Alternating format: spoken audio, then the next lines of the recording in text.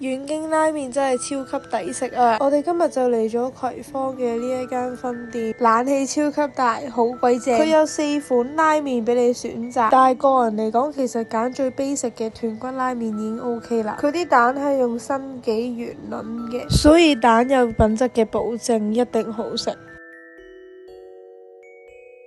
依家我哋試啖湯先，真係有啲柚子味，清幾好味嘅。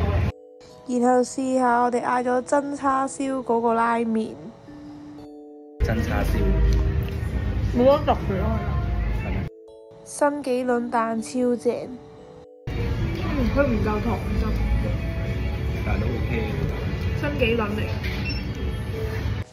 麵質我自己個人嚟講中意食比較煙韌彈牙嘅，所以其實唔係話真係好差。